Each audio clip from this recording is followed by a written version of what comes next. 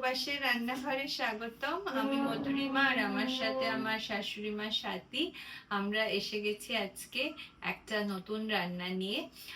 এক এক সময় কি হয় যে একটু বাইরের খাবার খেতে ইচ্ছা করে, কিন্তু যেমন সবসময় আবার বাড়িতেও অত কিছু রান্না করতে ইচ্ছা করে না পদে পদে পদে, যেহেতু আমরা এখন বাইরে আছি।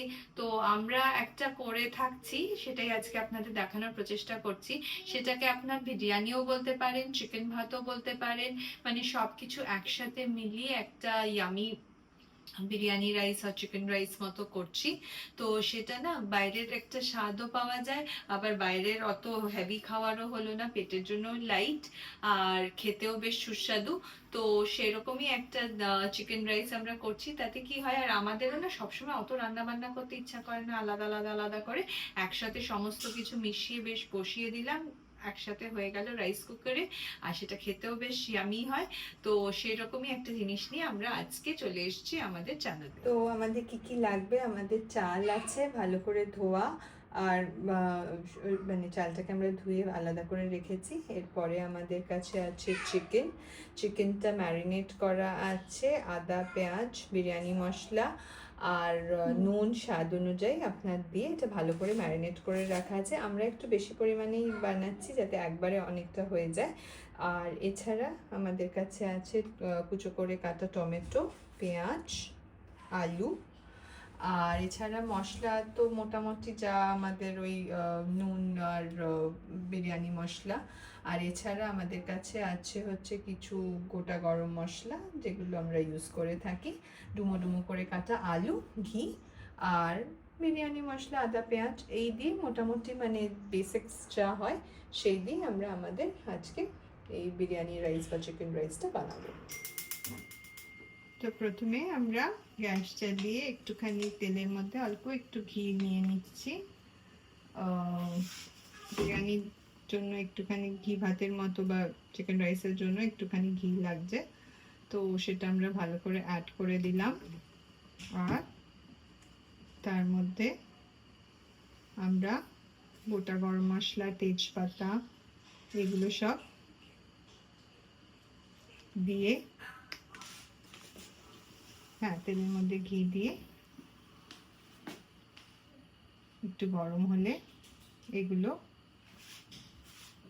দিয়ে একটু নেড়ে চেড়ে নেব, যাতে একটা ভালো ফ্লেভার বা গন্ধটা বেরিয়ে আসে। এর মধ্যে আমরা পেঁয়াজ, গরম মশলা অ্যাড করে দিয়েছি, আর এর মধ্যে আমরা পেঁয়াজগুলো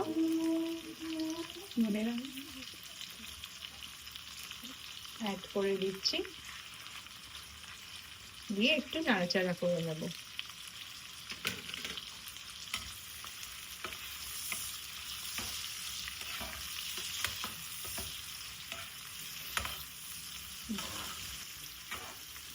এটা হয়ে গেলে আমরা যখন নাড়াচাড়া করতে থাকছি, তার মধ্যে আমরা একটু বাকি আলু, টমেটো যেগুলো আছে সেগুলো দিয়ে দিচ্ছি।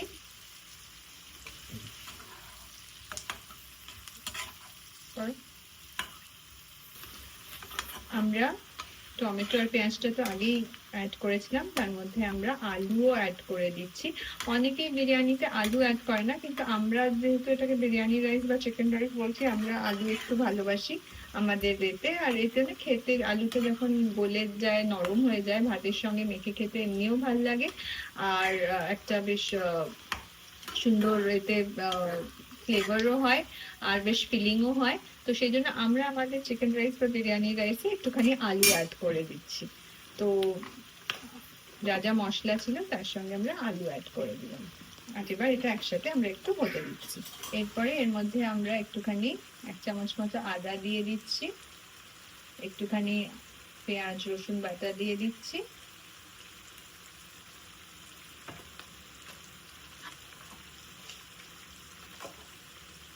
আর একটুখানি বিরিয়ানি মশলা অ্যাড করে দিচ্ছি।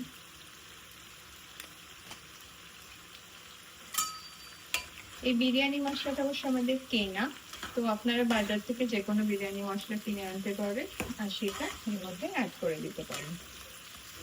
এবার আমরা এর মধ্যে চিকেনটা অ্যাড করে দিচ্ছি।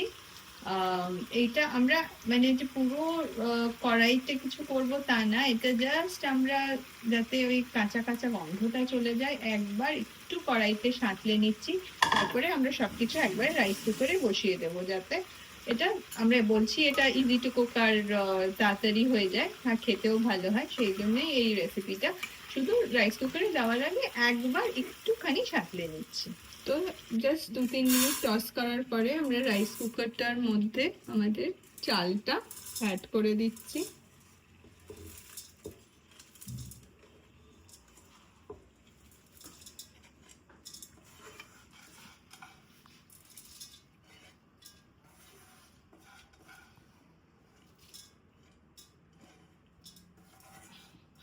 কিছু ঝামেলার নয়, শুধু চালটা জাস্ট অ্যাড করে দেওয়া হচ্ছে আর তার মধ্যে আমরা আমাদের যে জাস্ট 2-3 মিনিট নাড়া যে চিকেনটা আছে সেটাও একবারে অ্যাড করে দেব।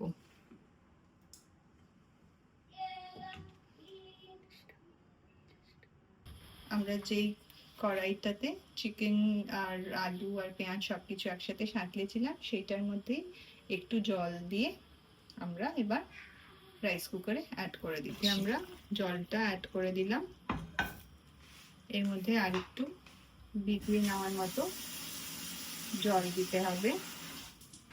তো আমরা সব কিছু রাইস কুকারে দিয়ে এবার শুধু আমরা টাইমার অন করে দেব বন্ধ করে, ব্যাস নিশ্চিন্ত।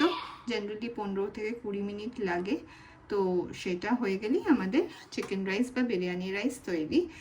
জাস্ট বলার যেটা ছিল যে যখন আমরা বাইরে এসেছিলাম তখন আমরা একটা বড় রাইস কুকার এনেছিলাম, তো আপনারাও বাড়িতে যদি বাড়িতে থাকেন বা বাইরে থাকেন, এরকম যদি বাইরে থাকেন স্পেশালি, তাহলে এরকম একটা বড় রাইস কুকার নিয়ে নেবেন, তাহলে এটার মধ্যে অনেক কিছু মিক্স করে একবারে বসিয়ে দেওয়া যায় আর করতেও খুব চটজলদি। রোজ রোজ নানা কিছু রান্না করতে ইচ্ছে করে না, তো তখন এটার মধ্যে জাস্ট বসিয়ে সব কিছু করে দিলে খেতেও সুস্বাদু হবে, করাও চটজলদি আর সব কিছু একসাথে হয়ে যাবে।